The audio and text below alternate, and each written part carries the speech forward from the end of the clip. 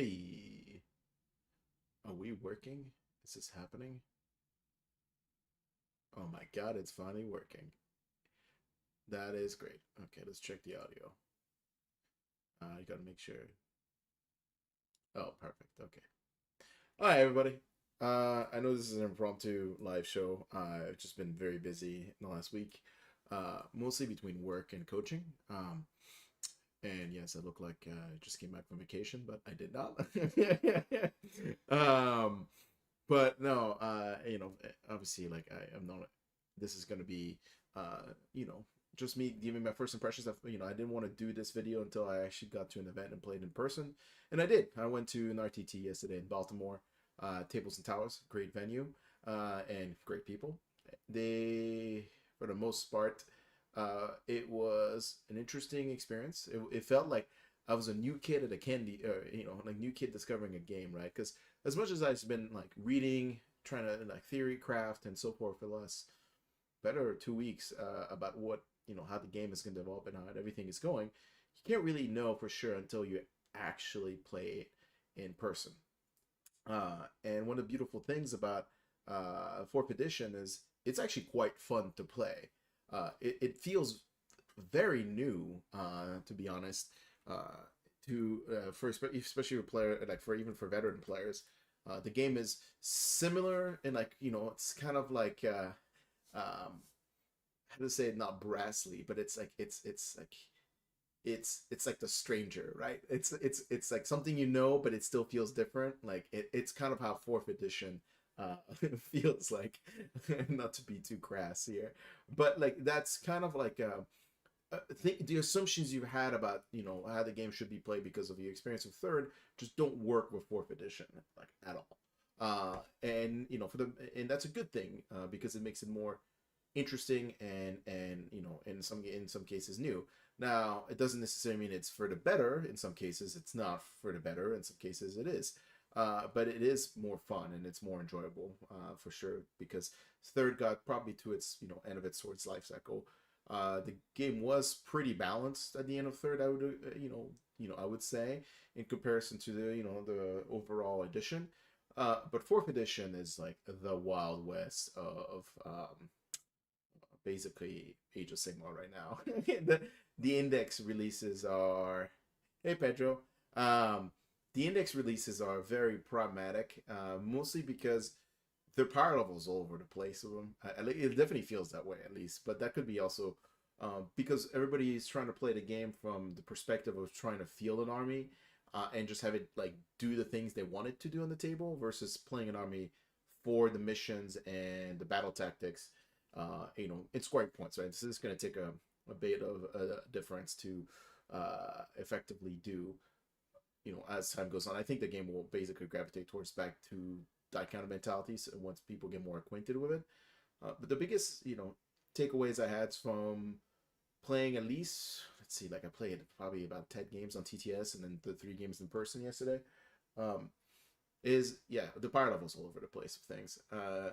And the way the army design gets built is also very, like, it's weird because in third edition you could build like all of these synergistic things that you would want to do, and you'd have like because of bat regiment being a thing, you could have almost like no real tax on the heroes outside of their points, and still be low drop. In this edition, have taking synergistic tools to enable some kind of combos or come with a tax of drop count, and some of the missions and the battle tactic designs make it almost impossible to like want to go the top of turn one almost ever.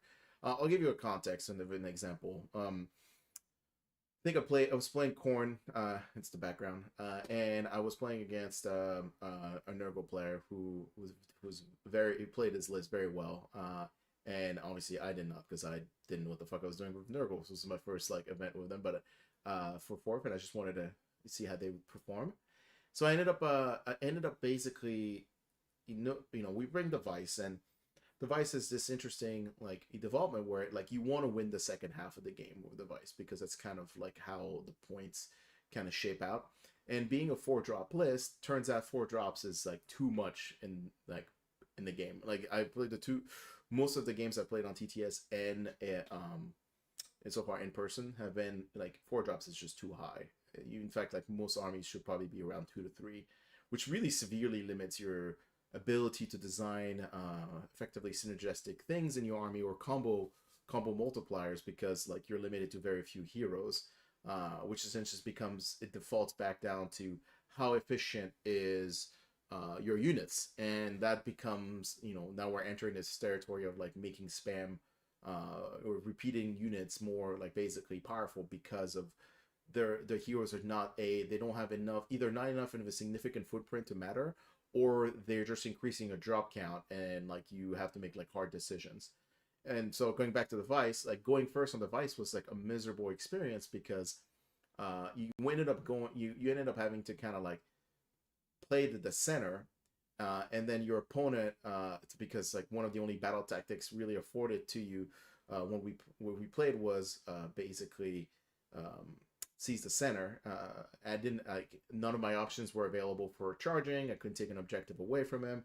I could have done seize the set up the flanks, but he had units to be able to countercharge, like plague drones on the side. So even if I sent like a dog unit on the charge, he would have been able to countercharge or like and pick him up with the plague drones potentially, and then they would fail it. The safest battle tactic available for me was literally walk 2 units in the center. What ended up doing for him is it enabled him to basically get do not waver very easily on turn 1 for the most part, because Radagast and 20 Plague Bearers are very, very hard to kill, even with 20 Bloodletters and just a Corn Arrow. I think if I probably would have been able, I set up the Bloodthirster to get a 8-inch like counter charge, but he just ended up not making it. So that would, maybe have stopped him from doing do not waver. But for the most part, like outside of the turn 1 battle tactic, we got in a situation where at that point I won the prio into 2, but I wanted to give it away because the battle tactic options, because of how the objectives shift in the Vice, your opponent doesn't control the objectives on top of 2. So there's so many battle tactics available to you, which are basically you have to take an objective away from your opponent, but none of the objectives are owned by your opponent on top of 2. So it's almost like you want on the Vice, you're almost forced to give a double for your opponent if you're going top of turn, because you are greatly reduced at battle tactic option. At least for Chaos it is. Maybe some of the others. No, I think it's pretty much true for almost all the factions outside of maybe Order. They're just limited into that tactic path. The problem is giving him a double turn would have allowed him to just kind of lock down my entire army in combat. So I wouldn't even be able to do battle tactics necessarily on the following turn. So it was kind of the situations like, I guess I'll take the turn. I have really only one do not waver available to me, or maybe potentially slay entourage, but I didn't think that 5 Skull Reapers and a D-Thirster could pick up 20 Plague Bears. Anyway, it was a very valuable lesson thread to learn that, like, I really, really have to think about battle tactics in some of these missions, because there can be very incredibly hard depending on where you are in the turn sequence. So that was a valuable lesson. For the most part, outside of that, the biggest issue I've had with the game right now is just the manifestations. Like, not that they exist and how they work. I think that's perfectly fine, but they're just night and day like balance issues. All of these things are free, right? Like, they're all free units, but none of them are equal, like in terms of like impacts on the table. Some lores are greatly better than others. Some lore in some of the faction lore, some lores are just like effectively unusable. Like in terms of like taking him. Thankfully, you have all these generic lores available to you, but yet those generic lores are really only available for armies that like have wizards, and there's still quite a few armies in the game that do not have wizards, or basically not easy access to wizards. So I obviously I'm maybe biased because I play a lot of them, like Khorne, Fire Slayers, KO. There's just like they don't have enough wizards to warrant basically taking the generic casting lore ones. And honestly, when I say generic one, there's only really one that we're talking about here, which is the Morbid lore. It's just incredibly night and day superior to like every other like manifestations. Just mostly because it has access to 2 moving predatory manifestation that can lock down units even without charging. Then they have like the Maelstrom, which is a bloody unit of terrorism. So yeah, it's just not to get on the soapbox about all of that, but I think manifestations are going to be good for the game. Like in fact, like manifestations can work to your detriment if you use them too aggressively, because they open up like certain, like do not waver can be done off of a manifestation. So you want to be like, you want to be cognizant of that. So there's a lot of things that like they open up. But right now, like I would say, like if I was gonna give like Corn's manifestations a rating, I'd give them like a 0. They're so bad. Outside of maybe the icon, the impact they bring to the table is like almost non-existent, except for the icon, of course. And then the Hex Scorcher skulls like are not even worth bringing. Most, and I've been using them as a way to like prevent like setups, not even to do chase wizards. They're just so bad at doing things against them, and they also don't stick on the table like at all. And the axe just has like 0 output, and once it gets locked in combat, it doesn't even do mortal wounds anymore. So like things like that, like they just like they're just so bad. I think it's so bad.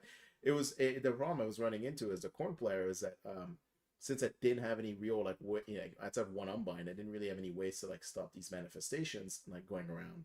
I could banish them for sure, and I did, but like preventing them from lending and sticking was like a problem. And it just having consistently armies generating like 400 points of like impactful units on the table is for free, is like in an edition where like they're basically said they don't want that to happen anymore, felt kind of a like, well, I think you guys missed the boat on that. But outside of that, like I think they'll be, once they kind of tune them, the game will be fine. It's like I said, like there's a lot of manifestations lore out there which are like very little impactful, and they're mostly nice and fluffy, but for the most part, like Morbid is just too impactful on the table to stick around the way it is. And then we get to the problem of like point efficiencies. And, so I will reiterate for people who are joining, like I love 4th edition. It's a lot of fun, but right now the game is basically it's like a beta test, right? We're like in a beta of the actual game. We're like in the lobby, seeing the closed beta, or sorry, open beta experience, because the game is definitely not, it's half cooked right now. And not in saying the core rules. The core rules are fully cooked. Just the balance of like how the game is played is just not cooked at all. And let's talk about like what's happening in like Tacoma right now. You're noticing that a lot of armies which are like basically in the top bracket of Tacoma, outside of being played by good players, which really doesn't mean much at the start of 4th edition, because most people don't really know how to play the game. Even the top players don't really know like how to play the game the most efficiently possible, right? So what they are doing is they are playing armies which they've identified have incredibly efficient units, even to to the perspective that Index is supposed to be somewhat balanced in some kind of like mean point, but some of the units just got like way past that in terms of balance. I think the biggest crime or the biggest criminals of that is the gluttons and ogres. Like they're just like, for the point investment you're getting, like a 12-man block is incredibly efficient, and it's probably problematic to the game over the long run. But as the game is settling right now and getting more eyeballs, we're all noticing certain things like Nighthaunt being very efficient. Like maybe give you a context, Nighthaunt used to play like basically in 3rd edition and 2nd edition to an extent, like about 20% of the wound count less than every other army as an average, meaning that like you paid a premium for your basically ethereal and your mobility and your hitting power and all these things. Like you paid a premium for it.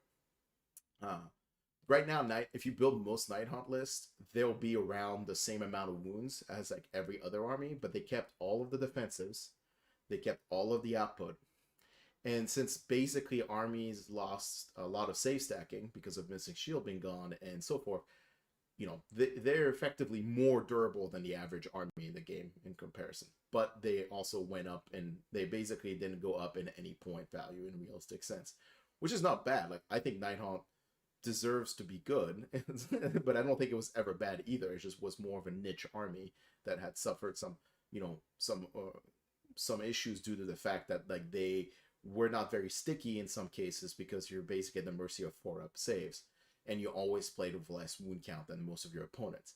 Now that they're basically floating the same amount to maybe even some cases more wound counts in some armies, like it's pretty amazing to think about how uh, Nighthaunt armies now are like more wounds than like Nurgle. So sorry, more wounds than Khorne, more wounds than Slaanesh in some archetypes, and definitely more wounds than a lot of other armies. And it's just like, what happened, guys? The calculator for the points forget to account for ethereal. Is that what happened? But that's not saying that they should take like a giant nerf back to it. I think they just need to like rebalance everything else around that. If they want that power level to be where what it is, like that's great. Just make sure you fix everything else along the line to like be to that same level. Um, but it is like you're looking. There's a lot of armies out there that have incredibly efficient units. Like for example, the problem outside of that is like Techless. Like with the current manifestation lores, Techless is just a huge headache for people to deal with. And he's just like he dominates that phase so much that like it's just basically you buying a less than 600 point hero that generates over like 2,000 points of impacting units throughout the game. So it's just like it's just too much. And then not only that, like if he was just the good unit, maybe that would be manageable. But then you have like Sentinels, which are also still very good. You Dawn Riders, who are also incredibly efficient unit. I mean, they're just like so. We're getting into a realm of where basically things are being too problematic in terms of point adjustment, and it could be just literally be because the way they staggered the index and development meant that like some of the newer indexes got like more power than the later ones, or vice versa. And yeah, I think there wasn't a complete cycle review at the end, like before launch, basically the launch date to say saying this is what we're locking in, to say like these balance would be aligned towards everything. But for the most part, like it's because of the drop count limitation, due to like because you want to be 2 to 3 drops as an army, so you're taking, you're only taking 2 to 3 heroes. It really pushes the game to be forced around these efficient war scrolls because you're not necessarily taking buffing pieces to make other war scrolls in your army more effective, right? Now, there could be a change as the book come out that they will, address these situations to unlock more options and regiments, so you can take more heroes. You have like I'm thinking Stormcast, for example, so like you can have, if you take a Lord level hero, you can also take a Knight level hero with that regiment, right? Right now, there's just a lot of armies that don't get that option or not very effective, very well. So it puts you in these situations where like you're stuck effectively taking a big important hero that has some kind of significance, not necessarily a buff piece, or sometimes a buff piece and a hitting piece, and then you're just taking like the most efficient war scroll in the faction, and you just like rinse, repeat, rinse, repeat, rinse, repeat. And that's just how the armies kind of feel like right now for the most part. Even in the Khorne list I was playing, like I felt like I was straddling the amount of differentials in units just to try a bit of everything. But like immediately after my like the first day, I was like, oh yeah, you should just take this. Just take Bloodletters. Like, like yeah, so like there's just like it just becomes clear that like it's trying to get cute with like all these tech heroes to enable things. It's like more problematic than having like less drop. So like just go for less drops and just spam the most efficient war scrolls. And I think that was probably I personally think that was probably a design oversight from the rules team. I think they thought people were going to invest more in like being 5 and 4 drop armies because they weren't going to sacrifice the synergy from the hero buff pieces. But the reality is it's not going to be that way, because the heroes themselves, a lot of the buff heroes do not have enough of an impact at the table to be relevant enough to take a drop count increase. So you're going to get in situations where, yeah, we're going to get into a very spammy like environment for a bit. And that's that's what Index Hammer is. It's just you find, most people find the one list that works with your limited options or the limited rule set you're given, and they will basically gravitate, the arena will gravitate towards that. You're probably going to see like every Nighthaunt list is going to have like at least 10 Hexwraith, at least 20 Blade Guys, maybe some smattering of heroes, but like that's what it's going to basically revolve into. Oh, and two, I forgot the 2 units of Dreadblade Heroes because they're insanely effective at like getting battle tactics. And then if you're gonna see Khorne, you're probably gonna see a Bloodthirster of Unfettered Fury, maybe the Boomthirster, then nothing but plague letters and one sorry, not plague blood letters, and then one Herald on the Throne. Because why would you take anything else? Like you want to be 2 drops and that's it. And if you're playing Lumineth, you're probably playing like 1 to 2 blocks of Dawn Riders and 1 unit of Sentinels. And then like you'll get some variation maybe like in terms of like other units, but it's probably gonna have Teclis just because he's so dominant. I don't know. It's just like it's. I can already feel that the game is going to gravitate towards like 2 to 3 drop armies, which will mean like if you're playing a specific army, like allegiance or faction, I should say, you're going to play like kind of like not defaulting very far from the mean variation of like what is efficient. And that's been true for like a lot of like third edition as well, but at least in third edition you had the ability to kind of play around of like taking like more tech pieces in your design choices because you weren't really sacrificing drop count when you did that for the most part. Like, and now like it is becoming like kind of like a severe like limitation. Other takeaways from like first impressions from 4. I mean, I'll talk about like the things I really like. Like, it feels the game plays a lot faster, which is something I think the game not that didn't desperately need, like because there was a big problem in 40K where the game was like lasting like way too long. They greatly reduce all the dice rolls. It makes the game a lot more fluid. It's a lot more enjoyable. They also, I hope they keep it this way of the battle tomes, but like how formations and faction rules work are much less complicated. So you really only have to focus on understanding the war scroll of your opponents and their abilities, which makes it super convenient because, as we just talked about, a lot of people are probably going to gravitate to like 4 war scrolls in total in their armies. So like it's going to be a lot easier to read and write and then understand like what they do if they're only taking like 4 different war scrolls, the 2 heroes and the 2 efficient unit in the book. Like that's it. So but for the most part, like I also really I really love the mission stack they brought back, except for Star Strike. Fuck that mission. And I really like the terrain maps. The terrain maps are super functional, and I really love like the thought put into that. And I hope everybody really appreciates that as well. And I love the more specific and cohesive terrain rules. I really like how they change obscuring. I really like how they changed cover to be -1 to hit. No more save stacking madness. Like we're not getting in that space anymore. That also brings up the -1 to hit to a sore subject. Why did they decide to make destruction armies hit on 4s? That is, I don't understand it. Like, if that would have been fine if they decided to say there's no more there's no more armies of like just basically army wide -1 to hit.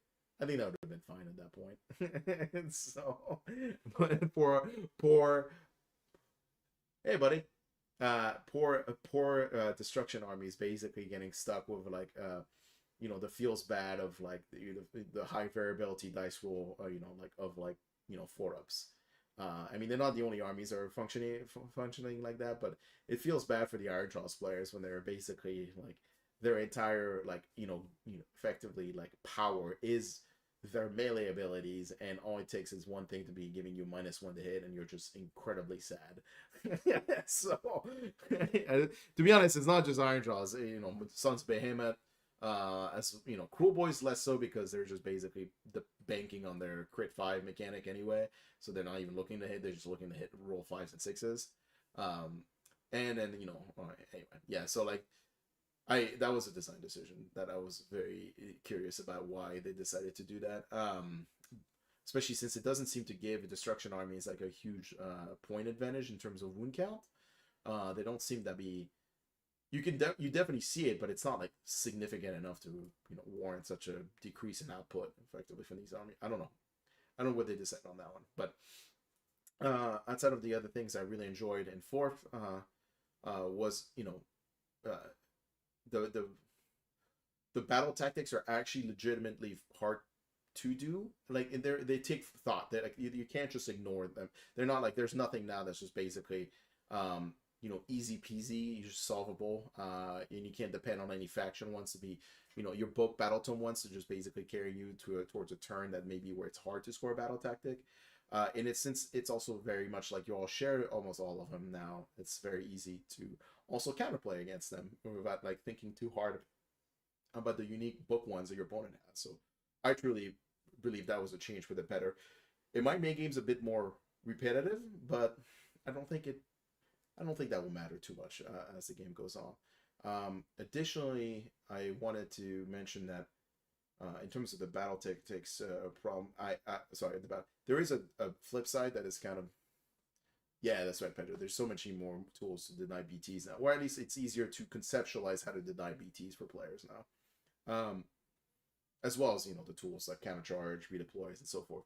One of the things, one of the things I do wish I would see them add is a bonus mechanism for the person going on the bottom of 5 to get or something, because one of the things that's kind of problematic right now in the current edition is like whoever wins top prio, like it's pretty easy to have a game that's like neck and neck. For like all of my games are pretty much neck and neck except for one until like turn 4.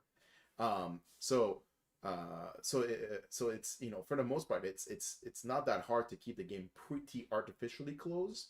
But if you're in a situation where like let's say you're going to win on turn 5 because you're obviously somehow your list is out grinding, out doing better, whatever, but your opponent wins at turn 5 prio, cool, and they have the ability to score max points and you don't have a way to necessarily stop it, or the ways you stop it fail, then you're like, cool, now you're in a draw.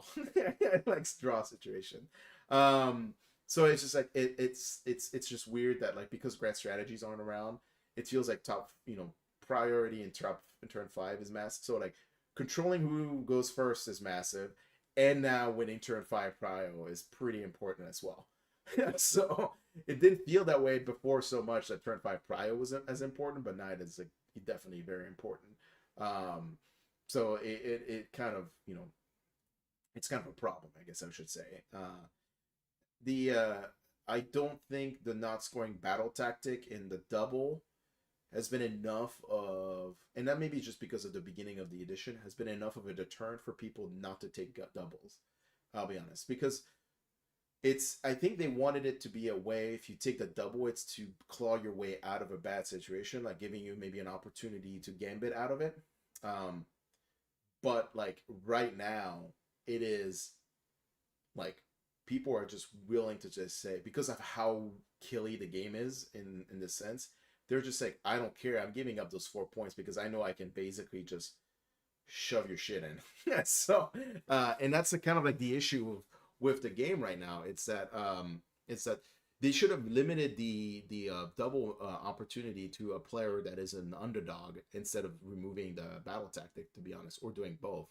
It definitely feels like the double is like, most people are taking it, even sacrificing 4 points. Now your job on the other end is to show them why that's wrong by disrupting their plan, or it very well could be a mistake. But like when I see good players play and the current list iterations and how efficient some of these units are at like just picking up things, like there's almost no penalty for dropping the battle tactic, especially if you can get the double early, because like you're gonna make it up on the second half of the game almost guaranteed, because your opponent can't score points because he doesn't have anything on the table anymore. So like they should have really like, I don't think I'm hoping when the tomes come out that we get away from this mindset, or there will be ways to like disrupt it more. But for the most part, it just seems that like it's not great for the game right now. It just wasn't enough. Like I think they really thought like scoring 4 points would drive decision to like deter people from taking doubles. And there are people who are making those decisions probably incorrectly, but the people who are taking the doubles correctly, it still feels just as like, it feels more oppressive than it used to, basically, even with all the disruption tools you had, just because how much more efficient things are at killing things.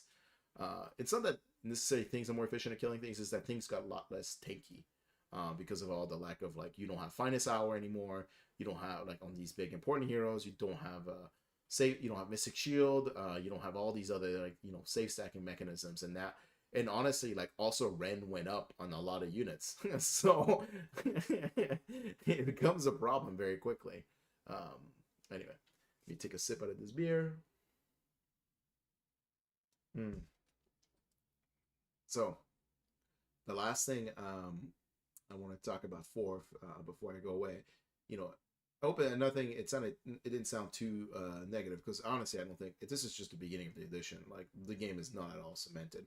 That's why I tell people you should just play um, the fun things that you like, not the competitive things right now, because you know, or the most efficient thing, because who knows like what that's going to be in, you know, a month, 2 months, whenever the next update is in the quarter, in the Q3 update, and right now, and you know, without the battle tomes, like even the first eyeballs on the first battle tomes, it's really hard to see like what the power level is going to land. I think my only kind of like gauge of how the battle tomes are going to resolve is with like the supplement armies. I think they designed the supplement power level for like, you know, Beast Bone Splitters, Bach, and Stormcast supplement. I think they designed them around basically where maybe the power level of some of the battle tomes are going to come out. Probably a little bit less, but like around the same peripheral. And some of those, like, I mean, this, you know, Stormcast stuff and the supplements are just like drastically superior in rules design than like what's in the index. I'm not so sure about the Bone Splitter half. I haven't really deep dive on it, but I know the Beast of Chaos ones for the most part was not bad either. So like I'm guessing like they're going to balance the game around like whatever that power level is. Um, and then obviously take a big axe to the criminal units, you know, which in terms of efficiency, like I wouldn't be shocked if Night Holland goes up like 10 to 20% in points across like multiple units. Gluttons as well. I can see Lumineth getting impacted as well. Right now, right at the gate. I'm sure Fire Slugs will also get impacted in some way. I'm just not sure how, because to be honest, nobody plays them. So yeah, even if when I play them, I'm usually the only person, or maybe there's another fellow dwarf in the room.